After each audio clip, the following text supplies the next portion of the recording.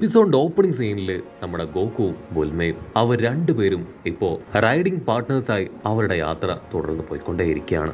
Goku ആണെങ്കിൽ ഒരുപാട് സമയമായി ഭക്ഷണം കഴിച്ചിട്ടില്ല. ആക്ച്വലി അവന്റെ പ്രധാന വിനോദം ഒന്ന് ട്രെയിനിങ് എടുക്കുക, മറ്റൊന്ന് ഭക്ഷണം കഴിക്കുക എന്നതാണ്. അതുകൊണ്ട് തന്നെ വിശന്നിട്ട് അവനാണെങ്കിൽ ആ ബൈക്കിൽ അടങ്ങിയിരിക്കാനായിട്ട് കഴിയില്ല. അവൻ ആ കാര്യം ഇപ്പൊ ബുൽമയോട് പറയും. ബുൽമയാണെങ്കിൽ ബൈക്ക് നിർത്തി ഒരു ക്യാപ്സ്യൂൾ കയ്യിലെടുക്കും. അതിനുശേഷം അത് നിലത്തേക്ക് എറിയാണ്. ഗോകുവിനൊരു വലിയ അത്ഭുതം കൊടുത്തുകൊണ്ട് ആ ക്യാപ്സ്യൂൾ അത് പൊട്ടിത്തകർന്ന ഭാഗത്ത് ഇപ്പോൾ ഒരു വീട് അങ്ങനെ ക്രിയേറ്റ് ആയി വരും. അവൻ സത്യത്തിൽ സ്വപ്നമാണോ മിഥ്യയാണോ എന്ന് മനസ്സിലാവില്ല. അവളാണെങ്കിൽ ക്യാഷ്ലായി ബൈക്ക് പാർക്ക് ചെയ്ത് ആ വീട്ടിലേക്ക് കയറി വരും.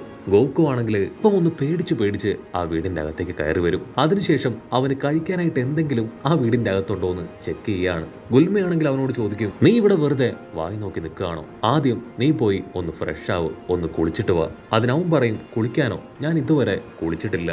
അത് കേൾക്കേണ്ട താമസം ഗുൽമയാണെങ്കിൽ അവളുടെ മൂക്ക് പൊത്തി പിടിക്കുകയാണ്. ഓ നോ, കുളിക്കാത്തതുകൊണ്ടാണ് നിനക്ക് ഇത്രയും നാറ്റെന്ന് പറഞ്ഞ് അവനെ പിടിച്ചു വലിച്ച് അവന്റെ ഡ്രസ്സൊക്കെ ഊരി അവൾ കുളിപ്പിക്കാനായിട്ട് തുടങ്ങും. അപ്പോഴായിരിക്കും അവന്റെ മൂട്ടില് ഒരു വാൽ അവൾ കാണുക. അവളാണെങ്കിൽ ആ വാല് പിടിച്ച് വലിച്ചു ചോദിക്കും, ഇത് സത്യത്തിൽ ഒറിജിനലാണോ? ഇതിന് സാധാരണ മുൻപിൽ മാത്രമേ വാലുണ്ടാവാറുള്ളൂ, നിനക്ക് പുറകിലും ഉണ്ടെന്ന് പറഞ്ഞ് അവൾ കളിയാക്കി ചിരിക്കും. അത് കേട്ട് അവനും ചിരിക്കും, നീ പറഞ്ഞത് സത്യമാണ്, എന്റെ പുറകിലും മുൻപിലും എനിക്ക് വാലുകളുണ്ട്. പക്ഷെ എന്റെ ഗ്രാൻഡ്പയ്ക്ക് പുറകിൽ വാലില്ലായിരുന്നു, ആളൊരു വിയേർഡ് മാനായിരുന്നു എന്ന് പറഞ്ഞ് നിഷ്കളങ്കമായിട്ട് അവളെ നോക്കി ചിരിക്കും. പക്ഷെ അവൾക്കാണെങ്കിൽ അത് അത്ര അങ്ങോട്ട് ഇഷ്ടപ്പെടില്ല.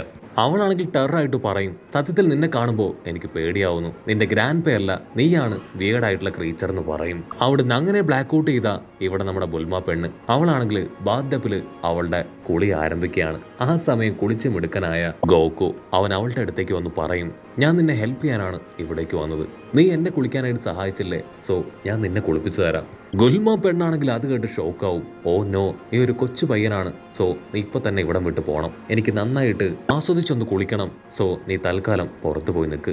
അവനാണെങ്കിൽ അല്പനേരം ചിന്തിച്ച് അവളോട് പറയും, ഞാനൊരു കൊച്ചു പയ്യനൊന്നും അല്ല, എനിക്ക് 14 വയസ്സുണ്ട്. അവനാണെങ്കിൽ അത് കേട്ട് ഡബിൾ ഷോക്കാവും. ഓ നോ, നിനക്ക് എന്നെ കഴിഞ്ഞും 2 വയസ്സ് മാത്രമേ കുറവുള്ളൂ, സോ നീയും ഒരു കൊച്ചു പുരുഷനാണ്, ഒരു കാരണവശാലും ഇവിടെ നിൽക്കാൻ പാടില്ല എന്ന് പറഞ്ഞ് അവിടെ ഉണ്ടായിരുന്ന സാധനങ്ങളൊക്കെ അവന്റെ ദേഹത്തേക്ക് വലിച്ചെറിയും. അവനാണെങ്കിൽ പേടിച്ച് പുറത്തേക്ക് ഓടും. കട്ട് ചെയ്താൽ വീണ്ടും ആ ക്രീച്ചറിനെ കാണിക്കും. അതാണെങ്കിൽ അതിന്റെ ഒരു പെറ്റ് ഡോഗിനോട് പറയും, ഈ ലോകത്തുള്ള ആ ഒരു ഡ്രാഗൺ ബോൾസ് അത് മുഴുവൻ എനിക്ക് സ്വന്തമാക്കണം. നീ ഇത് കണ്ടില്ലേ, ഈ സിംഗിൾ സ്റ്റാർ ഡ്രാഗൺ ബോൾ ഇതെന്റെ സ്വന്തമാണ്. എനിക്ക് ലോകത്തുള്ള ബാക്കി ഡ്രാഗൺ ബോൾസ് എല്ലാം തന്നെ കണ്ടെത്തി എന്റെ സ്വപ്നം അത് സാക്ഷാത്കരിക്കണം. ഈ ലോകത്തെ എനിക്ക് എന്റെ വിരൽത്തുമ്പിൽ കൊണ്ടുവരണം. ഇത് കേട്ട ഡോഗ് ആണെങ്കിൽ അവന് കട്ട സപ്പോർട്ട് കൊടുക്കുകയാണ്. തീർച്ചയായിട്ടും അത് നിങ്ങളുടേതാണ്, ബാക്കിയുള്ള ഡ്രാഗൺ ബോൾസും നിങ്ങൾക്ക് കണ്ടെത്താൻ കഴിയും.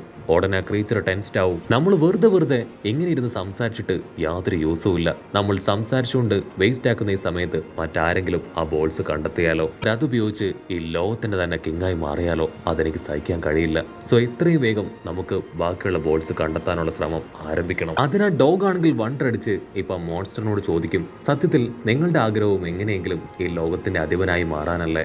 അതിനാ മോൺസ്റ്റർ പറയും, അതെ, പക്ഷെ ഞാൻ മറ്റുള്ളവരെ പോലെയല്ല, സ്വാർത്ഥനല്ല, എനിക്ക് ഇവിടെയുള്ളവർക്ക് എല്ലാവർക്കും നന്മ ചെയ്യാനാണ് ആഗ്രഹം. വേറൊരാള് ആ ഒരു സ്ഥാനം ഏറ്റെടുക്കുന്നത് എനിക്ക് ചിന്തിക്കാൻ പോലും വയ്യ. ഈ ഒരു സ്ഥാനം എനിക്ക് കിട്ടുന്നതോടുകൂടെ എല്ലാവർക്കും നന്മ മാത്രമാണ് ഉണ്ടാവുക, എനിക്കും അതിലൂടെ നന്മ വന്ന് ഭവിക്കും. ഞാൻ ലോകാധിപതിയായി മാറിക്കഴിഞ്ഞാൽ എന്നെ ഞാൻ ശുദ്ധീകരിക്കും, അതിനുശേഷം ഈ ലോകത്തെ തന്നെ ശുദ്ധീകരിക്കും. അവൻ അങ്ങനെ അത് പറഞ്ഞു നിൽക്കുന്ന സമയം എന്ന് പേരുള്ള ഒരു പെൺകുട്ടി അവിടേക്ക് വരികയാണ്. ആ ബീസ്റ്റ് ആണെങ്കിൽ ഇപ്പൊ അവളോട് ചോദിക്കും, ഏതെങ്കിലും ഡ്രാഗൺ ബോൾസ് എനിക്ക് കണ്ടെത്താൻ കഴിഞ്ഞോ? മായയാണെങ്കിൽ തല താഴ്ത്തി ഇപ്പൊ മറുപടി പറയും, എനിക്ക് ഒന്നും കണ്ടെത്താനായില്ല. പക്ഷെ ഒരു ഗുഡ് ന്യൂസ് ഉണ്ട്, ദൂരത്തായിട്ടൊരു താഴ്വരയിൽ ഇത്രയും മാത്രം തിളങ്ങുന്ന എന്തോ ഒരു വസ്തു കാണാനായിട്ട് സാധിച്ചു. പക്ഷെ ഇതുവരെ അവിടേക്ക് പോയവരാരും ജീവനോട് കൂടെ തിരികെ വന്നിട്ടില്ല. എന്റെ ഗസ് ശരിയാണെങ്കിൽ നമ്മൾ അന്വേഷിക്കുന്ന ഡ്രാഗൺ ബോൾസിൽ ഒരെണ്ണം അത് തന്നെയായിരിക്കും. അത് കേട്ട് ആ ബീസ്റ്റ് ആണെങ്കിൽ കാര്യമായിട്ട് ചിന്തിക്കാനായിട്ട് തുടങ്ങും. ആ ബീസ്റ്റ് ആണെങ്കിൽ തീർത്തു പറയും, എത്രയും വേഗം അവിടേക്ക് പോയി ആ ഡ്രാഗൺ ബോൾ അത് കണ്ടെത്തണം. അതേസമയം ഇവിടെ നമ്മുടെ ചെക്കനും പെണ്ണും അവരങ്ങനെ ഹാപ്പി ആയിട്ട് ഫുഡ് കഴിക്കുകയാണ്. ആണെങ്കിൽ ആ ഫുഡിൽ ഒട്ടും ഹാപ്പി അല്ല.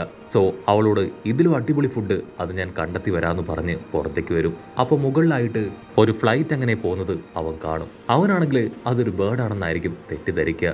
കട്ട് ചെയ്ത ഇവിടെ ആ ഒരു താഴ്വരയിൽ ഇപ്പൊ ആ പെണ്ണും ബീസ്റ്റും അവർ രണ്ടുപേരും എത്തിയിരിക്കുകയാണ്. അവരുടെ ലക്ഷ്യം എങ്ങനെയെങ്കിലും ആ ഒരു ഡ്രാഗൺ ബോൾ അത് സ്വന്തമാക്കുക എന്നതാണ്. മിയ പെണ്ണും ആ ഡോഗും അവർ രണ്ടുപേരും അവിടെയുള്ള അസ്ഥികൂടങ്ങൾക്കിടയിലൂടെ ആ ഒരു ഡ്രാഗൺ ബോൾ എടുക്കാനായിട്ട് അങ്ങനെ നടന്നു വരികയാണ്. അടുത്ത നിമിഷം നമ്മുടെ ഗോകു ആണെങ്കിൽ അവിടേക്ക് ചാടി വീഴും. ആ പക്ഷി എന്റേതാണ്, ഒരു കാരണവശാലും ഞാൻ വിട്ടുതരില്ല.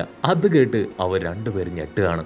അടുത്ത നിമിഷം അവർ ഞെട്ടിച്ചുകൊണ്ട് ഒരുപാട് ചെന്നായ്ക്കൾ ചുവന്ന കണ്ണുകളായിട്ട് അവിടേക്ക് വരികയാണ്. ആക്ച്വലി അവർ കണ്ട ആ ചുവന്ന വെളിച്ചം അത് ഈ ചെന്നായ്ക്കളുടേതാണ്. ആ നായും പെണ്ണും ഇപ്പൊ അവറ്റകളെ കണ്ടു പേടിക്കും. പക്ഷെ ഗോകുവിനാണെങ്കിൽ ഭയങ്കര സന്തോഷം. അവനാണെങ്കിൽ ആ ചെന്നായ്കളുമായിട്ട് ഫൈറ്റ് ചെയ്യുകയാണ്.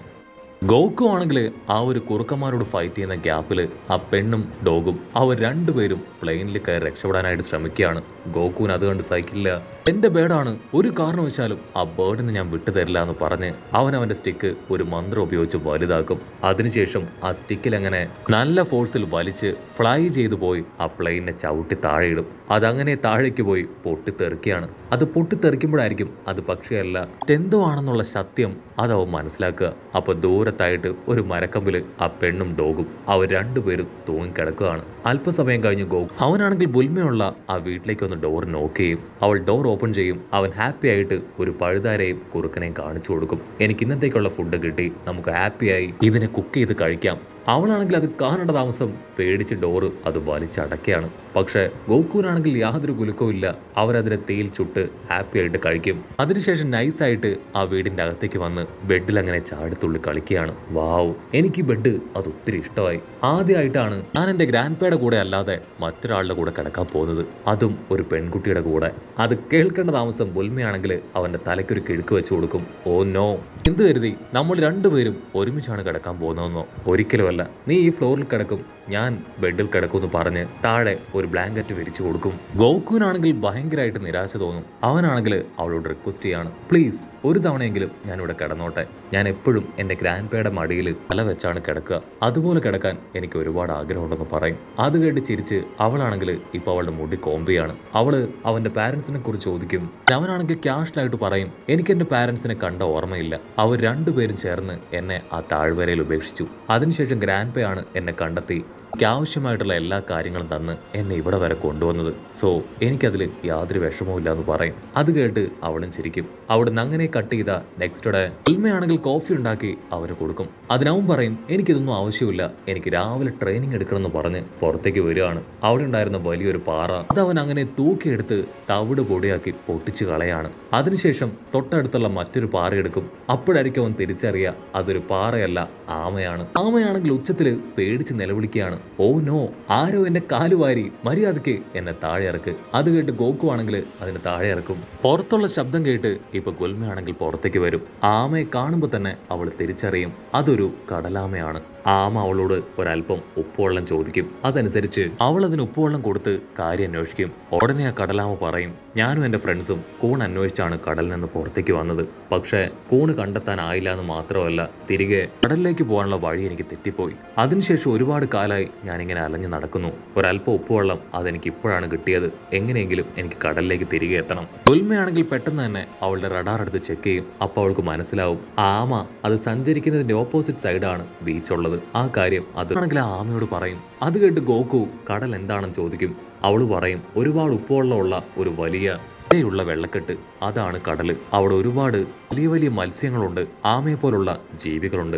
അത് കേൾക്കുമ്പോൾ ഗോകുവിനാണെങ്കിൽ കടൽ കാണാൻ ഭയങ്കര ആഗ്രഹം. നിങ്ങൾക്ക് വിരോധമില്ലെങ്കിൽ ഞാൻ നിങ്ങളെ കടലിൽ എത്തിക്കാം. ഗുൽമയാണെങ്കിൽ ടെൻസ്ഡ് ആവും. നീ എന്താ ഈ പറയണേ? നമ്മുടെ ഇപ്പോഴത്തെ എയിം അത് ഡ്രാഗൺസ് ബോൾസ് കണ്ടെത്തുക എന്നതാണ്. അതിന് ഗോകു ആണെങ്കിൽ പ്രതീക്ഷയോട് കൂടെ അവളോട് പറയും, നീയല്ലേ എന്നോട് കടൽ കാണിച്ചു തരാം എന്ന് പറഞ്ഞത്. അതിനവള് പറയും, അതെ, പക്ഷെ അത് ഇപ്പോഴല്ല. ആ ഡ്രാഗൺ ബോൾസ് അതെല്ലാം കണ്ടെത്തിയതിന് ശേഷമാണ്. അതല്ല, നീ ഈ ആമയായിട്ട് ഇവിടുന്ന് പോവുകയാണെങ്കിൽ പിന്നീട് ഒരിക്കലും ഞാനും നീയും തമ്മിൽ യാതൊരു രീതിയിലുള്ള കണക്ഷനും ഉണ്ടാവില്ല. ഉടനെ ഗോകു ആണെങ്കിൽ അതിന് മറുപടി ഒന്നും പറയാതെ ആ ആമയെ തൂക്കിയെടുത്ത് അങ്ങനെ ഉഷാറായിട്ട് ഓടാനായിട്ട് തുടങ്ങും. അത് കണ്ട് അവൾ ഫുൾ കലിപ്പില് ഒരുപാട് പുച്ഛത്തോടു കൂടെ നിൽക്കും. അപ്പോഴായിരിക്കും അവൾ മറ്റൊരു കാര്യം ആലോചിക്കുക. അവന്റെ കയ്യിലാണ് ഒരു ഡ്രാഗൺ ബോൾ ഉള്ളത്. അതെങ്ങനെയെങ്കിലും സ്വന്തമാക്കിയാൽ മാത്രമേ എനിക്ക് എന്റെ ലക്ഷ്യത്തിലേക്ക് എത്താൻ പറ്റൂ. സോ ഒരു കാരണവശാലും അവനെ വിടാൻ പാടില്ല എന്ന് പറഞ്ഞ് അവൾ ബൈക്ക് എടുത്ത് ഇപ്പൊ അവന്റെ പിന്നാലെ പോകും. അവളാണെങ്കിൽ ഞൊട്ടിയിടയിൽ ഇപ്പൊ ഗോകുവിന്റെ അടുത്തേക്ക് വരും. ഗോകു, ഞാൻ നിന്നെ ഹെൽപ്പ് ചെയ്യാനാണ് നിന്നോടൊപ്പം വന്നത്. നമുക്ക് രണ്ടുപേർക്കും ഇതിനെ കടലിലാക്കി ഡ്രാഗൺ ബോൾസ് അന്വേഷിക്കാം. ഗോകു ആണെങ്കിൽ അവളെ പരിഹസിക്കും. നിനക്ക് എന്നെ വിട്ടുപിരിയാനായിട്ട് കഴിയുന്നില്ലല്ലേ? നീ ഒറ്റയ്ക്ക് നിന്ന് പേടിച്ചു പോയല്ലേ? അതിനവൾ പറയും, അതുകൊണ്ടൊന്നും അല്ല, എനിക്ക് ആവശ്യമായ ഒരു ഡ്രാഗൺ ബോൾ അത് നിന്റെ കയ്യിലാണ്. അത് കിട്ടിയാൽ മാത്രമേ എനിക്ക് എന്റെ ലക്ഷ്യത്തിലേക്ക് എത്താനായിട്ട് കഴിയൂ. അത് കേട്ട് ഗോകു അവൻ വണ്ടറടിക്കുന്നതോട് കൂടെ ഈ ഒരു എപ്പിസോഡും അവസാനിക്കുന്നു.